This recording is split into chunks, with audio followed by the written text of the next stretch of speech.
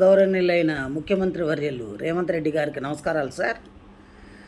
నిన్న అసెంబ్లీలో బాగా చెప్పారు సార్. మీరు ఏమనంటే జీతాలు కూడా నేను అడుక్కొని చేబోదులు తీసుకొని ఇస్తున్నానని. అంత దుస్థితి ఎందుకు పట్టింది? కేసీఆర్ గారు తప్పు చేశారు కాదనట్ల. మరి ఆనాడు అసెంబ్లీ కట్టేటప్పుడు మీరు ఎందుకు అడ్డపడలేకపోయారు? కోర్టు కేసులు ఎందుకు వేయలేకపోయారు?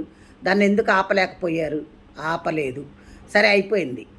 మేము ఎంప్లాయీస్ కట్టే ట్యాక్సీలతోటి మిమ్మల్ని ఉచిత పథకాలు ఎవడు పంచమన్నాడు? ఉచిత పథకాలు ఎందుకు? ఉచిత పథకాలు ఇచ్చి మా జీవితాలు నాశనం చేయమని చెప్పినోడు ఎవడు లేడు కదా. ఎవరు చెప్పారు మీకు? ఉద్యోగస్తులకు బడ్జెట్ ఉంటుంది కదా. మా జీతాలు మాకున్నప్పుడు మాది మీరు ఇంకా అడుక్కునేది ఎందుకు? వేరే దానికి ఎందుకు ఉపయోగిస్తున్నారు? ఫ్రీ బస్సు ఎవరు పెట్టమన్నారు?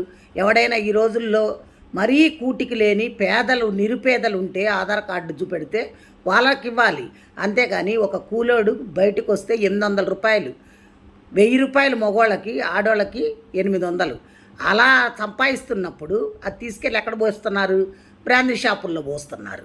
అదే నువ్వు ఈ ఉచితాలు పెట్టకుండా ఉద్యోగాలు వచ్చే పొజిషన్లో చేసుండి ఇండస్ట్రీల్స్ తీసుకొచ్చుంటే కంపెనీల్లో ఉద్యోగాలు వచ్చేవి చేసేవాళ్ళు. అసలు ఇవన్నీ ఎందుకండి? 150 మంది మీరు ఎమ్మెల్యేలు ఎమ్మెల్సీలు అందరూ ఉన్నారు కదా, మీ జీతాలు బంద్ చేసేయండి. మీకు జీతాలు ఎందుకు? 10 కార్లు ఎందుకు? మీ సొంత పైసలు పెట్టుకొని వాడుకోండి. కోట్లు పెట్టందే మీరు ఎమ్మెల్యేలు కావట్లా. అలాంటప్పుడు మీకు అన్ని వసతులు కావాలి, 1వ తారీఖు జీతాలు కావాలి, మీరు ఫండ్స్ కావాలి, మెడికల్ బిల్స్ కావాలి, అన్నీ కావాలి. ప్లెయిన్లో ఊరికనే తిరగాలి, ఇవన్నీ కావాలి. ఇవన్నీ ఎక్కడి నుంచి వచ్చినాయండి? ప్రజల సొమ్మండి, మేము కట్టే ట్యాక్సులు అండి.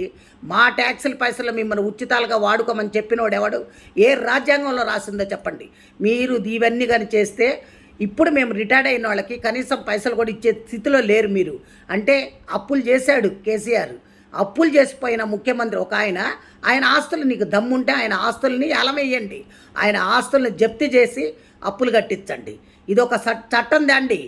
స్టేట్ కానీ సెంట్రల్ కానీ మీ ఇష్టం వచ్చినట్టు వాడుకొని మాకు ఉచితాలు ఇస్తున్నాం, మీకు ఉచితాలు ఇస్తున్నాం అని చెప్తున్నారు.